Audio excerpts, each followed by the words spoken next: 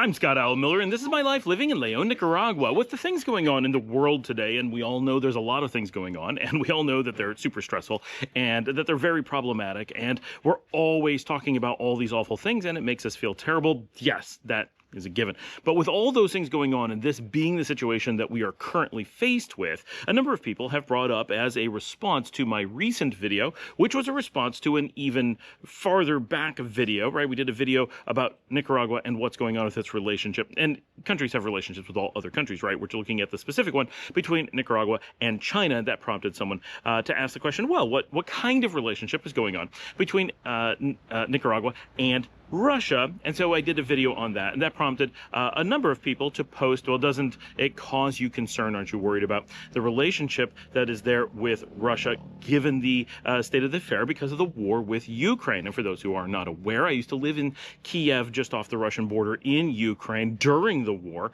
and so have a lot of friends there and really care about what's going on and are very much attached to the situation more than most people. So I do have some very strong opinions on this, and I'm very much affected by this in a way that obviously Ukrainians are much more affected by and Russians are much more affected by, but I'm much more touched by this topic than your average person, this being a place where I have lived and worked and care about deeply. So I do have some opinions on that, but I think there's some context that's important. So I want to talk about that right after the bump.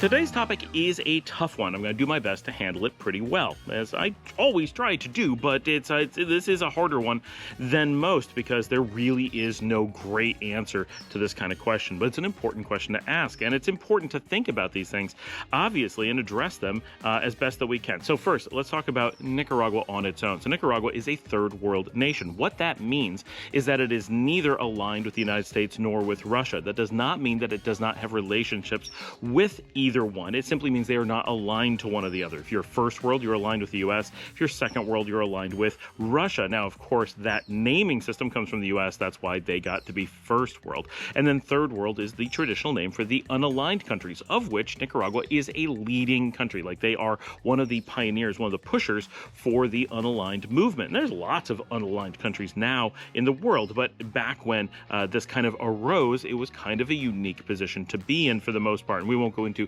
that particular history there, but that is what third world technically refers to. We now use it to try to refer to countries with low GDP as a way for countries in the first world to try to disparage the third world, to make it sound like a negative rather than the positive that it is. I'm not saying that being poor is a negative. That would be a negative, but the concept of being third world, they try to associate a lack of alignment with themselves as being the equivalent of being poor.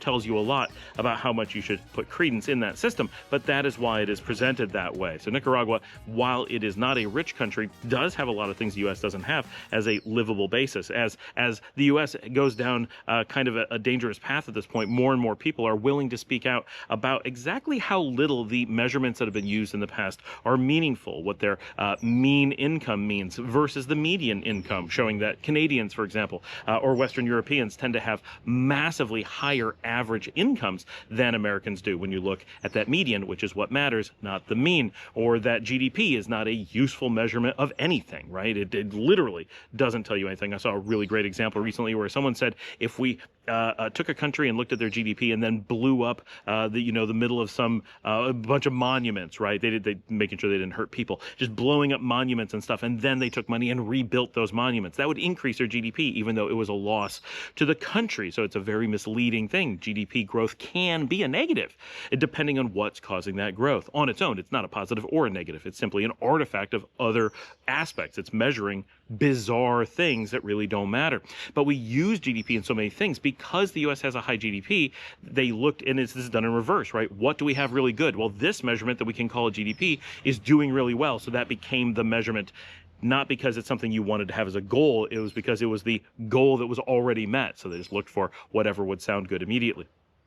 So that Nicaragua has a low GDP doesn't reflect on anything, right? It's a completely meaningless number in those ways. So from a Nicaraguan perspective in the world stage, they are a unaligned country. Now, do they have tighter relationships with Russia than, say, a random country? Yes, but there's also one really large superpower countries that include U.S., Russia, China, Indonesia, India, Japan, Germany, for example. These countries basically have relationships all over the world. It is the nature of being one of those superpower countries. Brazil, also a great example in that category, and Mexico, of course. So we have relationships to some degree with all of these countries simply because they're global superpowers. It is not because we choose them per se. Well, we may have some intent to any given relationship as a country. These are basically forced on all people, not in a negative way. It's simply the nature of the world that if you have a country that has massive amounts of power and influence and provides a certain amount of the global ecosystem, that you are going to have some alignment with them. Not alignment, that's not a good term,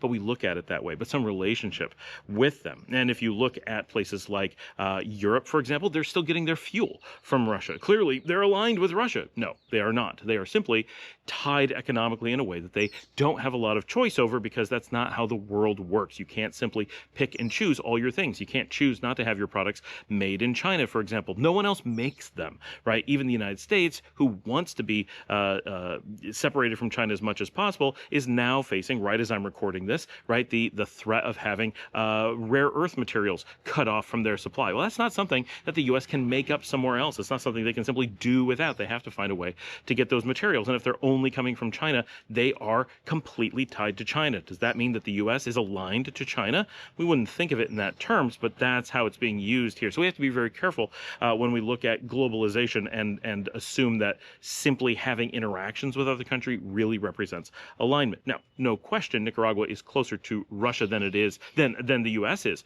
to Russia. Absolutely. The U.S. and Russia are completely at odds to some degree, but others have claimed that the U.S. is verging on becoming a Russian puppet state. So one could easily say that the U.S. is far closer aligned to Russia, depending on the perspective you have there, than the other way around. So it's important to look at these things in context. It's also important to look and say that Nicaragua has a probably even stronger relationship, not necessarily a good, strong relationship, but more of a relationship with the United States than it does with Russia. And most of the things that it does with Russia, it also does with the United States. When you're looking at the news, something that we saw a lot when we were here is big headlines coming from North America. Nicaragua involved in military training activities with Russia. They completely left out that the same training activity also involved the United States. They make a big deal when Nicaragua does anything with Russia, but leaves out when the exact same activity or a similar activity occurs with the U.S. or somewhere else. It's simply becoming, it's a focus put on anything that has to do with Russia and China, because the United States sees them as enemies. But the rest of the world simply sees them as additional players, and the United States is just another one of those players. But to people in North America, everything is skewed where the U.S. is considered in one category for logical reasons, right? They're referring to themselves, and then these others are their competitors. But to the world outside of North America, that is not the case. The U.S. is an adversary to every country on Earth. There is no country to which they are actually friendly, except possibly Israel. Even Canada is not in any way an actual ally of the United States. They are forced into a situation where they have to participate, but they, as a culture, do not see the United States as a friend or an ally, and the United States most certainly doesn't see Canada in that way. So not an official large-scale capacity. Many people on the ground may feel a certain alignment with Canada, but not at a national scale in any way whatsoever. So that is very important to keep those kinds of contexts in mind, that these super large countries have very complex relationships with each other and with the world, and they're not really things that countries get to pick and choose about. And so we see these relationships in very different ways, and it's easy to be upset about something that happens in one of these countries and then be upset with anyone who does business with them. But imagine what it would actually take, right? Let's say that there was a war in Europe, for example, and European countries were at risk. You would assume that not only would they jump in and militarize and do something immediately to protect their borders, but they would also not just boycott, but absolutely cease all business with Russia. That would be the only possible thing, unless they're aligned with them. And yet, what do we actually find in the real world? Well, they're completely still doing business with Russia, less, but still completely doing it. The boycott is minimal, some, but minimal, and they have not militarized and not put any significant amount of force on the borders. Nothing that you would expect to happen if you were really taking a stance against a country has happened. It is not because they are aligned. It is because globalization simply doesn't make the world that simple. You can't cut ties with just anyone very easily. Now, if Nicaragua and Angola wanted to cut ties, if Botswana pissed us off, well, we probably could stop doing all business with them, and it wouldn't really be noticed by either party. It would be symbolic at best. So that could happen. It's also the thing that prevents us from having arguments with Botswana. We have no reason to be talking about anything outside of the corridors of the United Nations. So you're going to be antagonistic with places that you deal with, and mostly ignore places that you have no reasonable way to deal with, but you can't cut off all those ties. We are dependent on them. So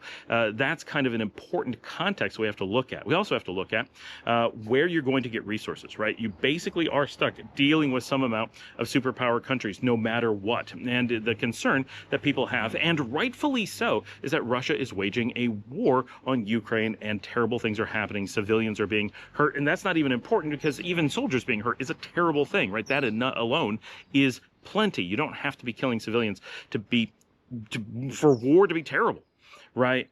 But you also have to step back and say, is there so much concern about having some amount of relationship with Russia when this is going on? And even though there's more relationship with the United States, and the United States is more involved with a more dramatic war, with more killing of civilians going on, and people are not reacting the same to that relationship. Well, there's a couple possibilities here. One is the obvious, and we don't need to go down that path, right? That it's just people are giving the U.S. a different level of permission on how they're allowed to behave on the world stage. Russia is not allowed to try to expand its borders, but the United States is. Why would that be? Not for any good reason, right? So we're going to ignore that, and that's probably not why people are having that reaction. The reasons are complex, but one is just on the world stage, we generally perceive doing business with the United States as absolutely necessary, and that its foreign policy is so bad all the time that you just overlook it. Right? It's like the kid who cried wolf. Once there's so much terrible going on, everyone just kind of tunes it out and forgets that that would be taken the same, right, on a day-to-day basis. The other is that, and with Russia, we tend to look at it through this different lens, right? They're far off. Why do you need to do stuff with them, right? But the reality is, when you're outside of those countries, you have to evaluate all these things. Like, can you survive without doing business with these countries? No, you can't, not realistically. Can you really boycott them? Do you even have the capability of doing that? No, reasonably, you cannot. The supply chains are the supply chains. If you need access to world resources, you have to have them. And you have to have multiple relationships, because you have to be ready. What if one of those countries in reverse decided to cut off Nicaragua? They can't have a completely antagonistic relationship with those countries unless they are prepared to completely stand on their own. And we're a tiny country. We don't have that kind of power on the world stage, right? We can't live without outside petroleum. We just can't. We can't live without outside technology flowing in. We would survive, but the country would become a backwater very quickly. We have to have those relationships. We don't have a choice about it. It's also important to look at what those relationships are, right? Is Nicaragua using those places as a way to train so that we can do terrible things with foreign policy? No, of course not. Nicaragua is not waging wars anywhere. It doesn't have any strong external foreign policy other than trying to, speak up for and stand up for foreign peoples who are being oppressed. Yep, they do a great job of that, but we don't really have the power to send a naval fleet in to protect someone. We just financially can't build that fleet, and we don't have the population large enough to give up those many people, right? You just can't be done. It's not an option. Certainly would consider it, I'm sure, if those kind, if we suddenly became a 70 million person country instead of a 7 million country, if we suddenly had a giant revenue stream instead of a tiny one, sure, those things we may want to step in and protect people. That's not a thing we have to consider at this point. So it's a very different relationship. We're not participating in devastating foreign policy the way that some other countries are or could if they decided to. The primary, and this is what we talked about with Russia, the primary things that we're doing with them include basic training, education, technical supplies, and most importantly, medical. Some of the really critical medical advances that are happening worldwide are happening in Russia and its allied countries. And this is a lot of the stuff that, like, the U.S. is cut off from and is doing real damage to real people because they can't get the medicine that they need. Well, here in Nicaragua, we're doing what's best for the Nicaraguan people. And while, yes, Russia may have some foreign policies that all kinds of people are very unhappy with, find a country that is large and powerful that they do not. Actually, it's pretty easy. That country would be China. As much as the United States likes to point out that they are scary and they are terrified of them, they're mostly terrified of them because they're doing quite well without waging wars and manipulating foreign governments. They're actually behaving incredibly well on the world stage. But China really stands out as an anomaly that they're able to be such a world superpower without actually damaging the people that they do business with. They actually figured out that they could help the world and do better rather than harming the world and trying to do better as a relative thing, right? China's approach is make the whole world a better place, and they will get better with it because they're part of the whole world. And the United States' take is destroy the rest of the world so that the world doesn't get better, but the U.S. gets better by comparison to the other places that it's destroyed. Both places make you look like you're successful, but one actually makes you successful. The other makes you a monster. So China does stand out as being completely different in this regards. And before someone goes, oh, well, belts and roads and blah, blah, blah, try to explain any of that without just saying that they're doing great things. Oh, they're helping people. They're helping people. What kind of evil person helps people? Oh, they're helping the economy. They're helping the ecology. They're saving countries that can't afford to do things on their own. They're protecting people that the United States was going to bomb. Okay, yeah. Right? They're making it harder for the United States to do damage in those countries, right? That's one of the reasons that the U.S. responds so negatively to that in so many cases. They've created such a case for helping people. Imagine saying helping lift people out of poverty is a negative thing, and yet that's what's gotten into the news cycle in the U.S. And people repeat it and actually talk about what good things China's doing and gets angry about it because either they're completely hoodwinked to a crazy degree that the English words are confusing them, or they just hate that good things could happen to other people, that they're angry that China is helping people probably who aren't white. But in some cases they are white. It's just anger, right? That other people are doing well. That's mostly what's going on. It's hard to believe that someone hears what China is doing and can repeat it and actually not hear it all as a good thing unless you don't want good things to happen to other people. So China stands out in that way, but we can't isolate ourselves to China being our only external relationship. We have to have relationships with the U.S. We have to have relationships with Russia. And I think Nicaragua overall does a pretty good job at maintaining those without supporting their foreign policies per se. And so it's difficult, and it's a fine line that third world countries have to walk, and they're forced to for so many reasons, right? These are not things that they could be in any way looking out for their own people and not have to maintain these relationships. But I think viewing it as being aligned with Russia is very misleading. If you were going to say that, you'd have to say they were aligned with the U.S. even more, which I don't think is at all true. And I think instantly when I say that, people would say, oh yeah, no, it's not aligned with the U.S. It's definitely not aligned with Russia, right? We don't see all this Russian stuff going on. We don't have any, but yeah, it's in the news because it's interesting, and the medical stuff going on with them is super important. And we also have a medical relationship with Cuba, for example. A lot of really great things in the medical space that has to come from somewhere. So am I upset that the war is going on in Ukraine? Yes, I am. I want that to stop, and I want good things to happen. And I want, there's a lot of Russians who are not happy about that either, and they wish they could just be at peace and not have to send their kids off to war. Everybody wishes that, right? So we want good things for everyone. The people of those countries rarely have actual control over what's going on. And one thing we do know very certainly is that the people of Russia are not voting for that war, unlike some other countries who have some pretty negative foreign policy where at least half of the citizens are actively promoting that activity. So it's a different argument completely when you start looking at it in that way.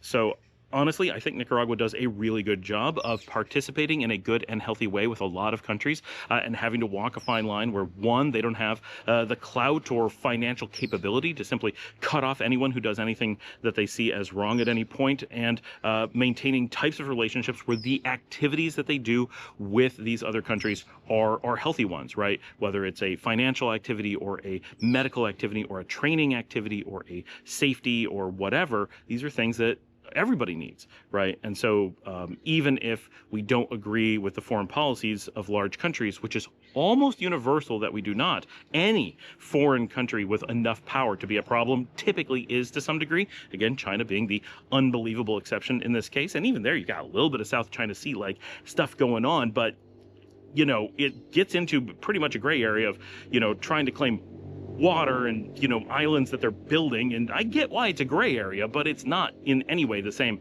as anything else going on anywhere.